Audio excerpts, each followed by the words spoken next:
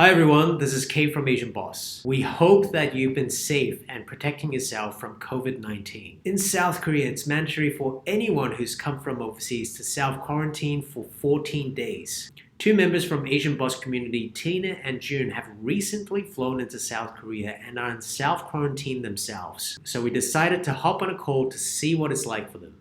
Let's find out what they have to say. Hey guys, it's been a long time. How are you? Hi, I'm good. How are you? Good, doing well. How are you, June? Doing well here as well. So, for the viewers, can you explain your current situation? I flew out of JFK, New York to Korea about a week ago, and I'm doing my self-quarantine for the next 7 more days. I just flew in from Tokyo, Japan, and I was being quarantined in Japan for 14 days before this, and it's my 12th day now here in Seoul. What happened when you just landed here in Korea at the airport? Is it like a typical normal airport process that you go through, or was it quite different? Right after we took our temperature at the quarantine section after arrival, we went through a lot of paperwork process than usual. So there were a lot of agreements that we had to sign, other paperworks that we had to fill in our residential addresses in minute detail. And we also had to download an app on site at the airport where they checked whether our phone numbers worked. Do you need to do something with the app, or how does it work? You are mandated to check in on your app twice a day, once at 9:30 and again at 2:30 p.m. And on the app looks something like this. Mm-hmm. And in the middle, it says self-diagnose. And once I click the self-diagnose button, it has 4 questions and an additional section. The first section is, do you have any fever or do you feel any warm? And it says next to fever, 37.5 Celsius, which is the fever limit for coronavirus. And even if you say no, you have to write down your temperature. And then you have to say whether or not you have a cough. Do you have any throat pains? Do you have any problems with breathing? And also on the app, if I'm feeling any of the symptoms or conditions that I'm not doing too well, then I can actually click on the bottom button, which is just to call 1339 to actually report my condition to the Public Health Service Center. So we're not allowed to go anywhere within our radius of the designated residential area that we put down on the app. And once we go outside that area, there will be an alarm system that goes off and a tracker on the phone that will notify the police where you are so that they can take you back home or to jail. So can you cheat the system by you not bringing your phone outside, for example? You just leave it there? Well, you technically could cheat the system by leaving your phone indoors and going outside, but the atmosphere around the public is very, very scary. If my neighbors saw me going outside, or even my security officer, they would report me to the police and I would have to pay $10,000 in US. There's a lot of security footage cameras all over. So if I leave my phone and just get out, even just to take a quick run, I would get notified pretty quickly. I've heard a lot of stories and articles recently where a foreign student who just came into Korea and was under quarantine, but he had to buy some groceries. So he went out for 12 minutes just to get his main groceries at a nearby convenience store, and he was captured in 12 minutes and he was outside by a local police, and it was reported by the people nearby. And so I think there's a lot of privacy issue. So they check really thoroughly then. That's crazy. So Tina, you came from the States, and June, you were spending a lot of time in the States too. And I know that in the US, privacy is a big thing. What do you think about the app like tracking your every move? Obviously, under normal circumstances, this is a huge breach of the First Amendment. But this is a once in a generation pandemic, and a lot of lives are being affected by it. So, personal sacrifice for the greater good, I don't mind it personally, but it is very cumbersome and difficult and hard for a lot of people.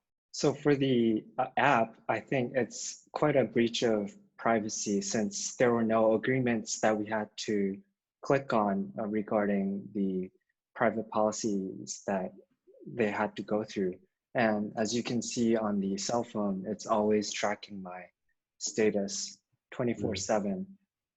And I don't know the consequences after I uninstall the app or how my information will be used.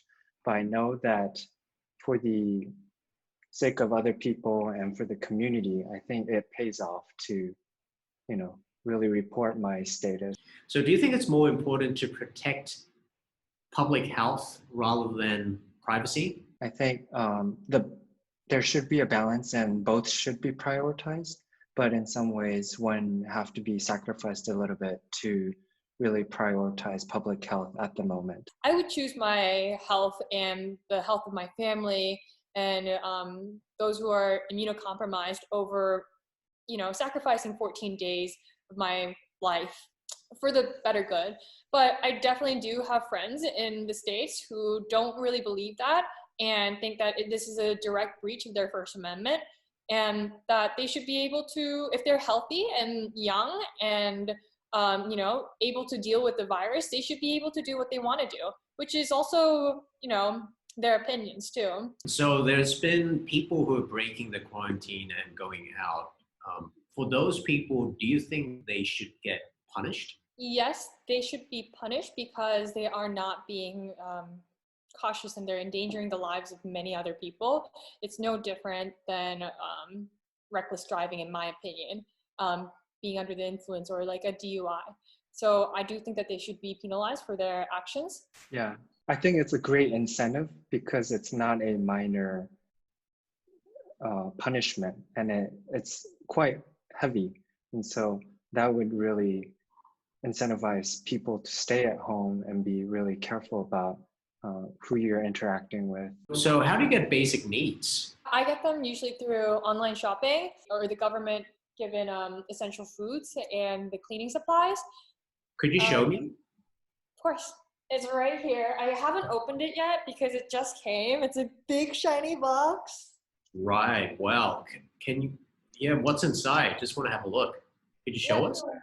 I haven't opened it yet, so this is an unboxing video. Sure. So we have Kleenex. Mm-hmm. We have beloved ramen. Oh, get some ramen. Okay. And we have salted seaweed. We have this beef soup. And we have big bag of rice. And we have instant rice. So for my part, I got the food package just like Tina did. And in addition, I also received a very cute thermometer for my daily temperature checks. They also gave us a specialized trash bag that has a biohazard sign where we have to keep all our trash. So we have to keep all our trash in this biohazard signed bag. And after the 2 weeks is over, we put it outside and we have to call the trash center that's funded by the local government, who will come and actually take all my trash away. So what's the most difficult part about being quarantined? I would definitely say that the most difficult part is not being able to interact with my family, who I haven't seen in such a long time, especially when graduation's canceled. And I was really looking forward to it my entire life. And so were my parents. And it's really sad that I wasn't able to experienced that. A lot of people look back on graduation week as one of their funnest and one of their most memorable weekends that they can spend for the last time with their friends that are going to be scattered all across the world, if not, or all across the nation, if not the world. So that was very, very sad for me, not being able to spend my final moments as a senior in college. So for me, I've been working for a couple startups here in Asia and in the States. And for us, working remotely or doing video conferencing calls wasn't much of a problem, but there are some barriers and there's a lot of problems that we actually can't solve by talking just online. And all our members are really missing out on being together and working together in person. And so I think I'm missing out on that a lot. This is probably a bit personal, but I've heard that people just staying at home, constantly, and having mental health issues and so on. How are you guys coping with it? Since a lot of my friends live in the States, there's a huge time difference, and there's just a lot of time that I'm not really saying anything, and the days does feel like repetitive. I think my biggest hump was my third day because I knew that I had 11 more days to come, but it was still so tiring. I was jet lagged and I couldn't talk to anyone. I was alone all the time. So that was really rough. And I really miss my friends and families who are not Korean, but that are stuck in the States and can't come. So it's been a little rough, honestly. I've been having hard time sleeping and also getting up, which really destroys your daily schedule. But since I have to report every day through the app on around 10 a.m. in the morning, and if I just sleep through it, and the local government staff would call me, and so I'd say, yeah, I was actually sleeping.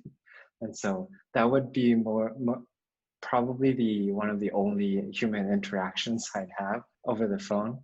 And so I try to make a lot of video calls with other people as much as possible to prevent me from just having my, depressed personal time alone. And being able to actually ask others how they're doing is quite helpful, has been quite helpful for me. So do you guys have any other message you like to say to other people who are just staying at home? Like walk around a little, even if it's in your home, like, walk around your house, maybe do a little bit of stretching, do a little bit of yoga, like keep yourself sane by keeping yourself busy, we can do this. Everyone's in the same situation right now. And I think encouraging others really helps your mental health as well. And so just catching up with a lot of people really, really helps them as well. I'd recommend everyone learning new skills, a language, or your muscles, or your cooking skills. And I recommend, being proactive and learning opportunities, even at home. So thank you guys for sharing your perspective today. Really appreciate it. And, good luck with the rest of your quarantine. Thanks, Kate. See you guys. Bye. Bye.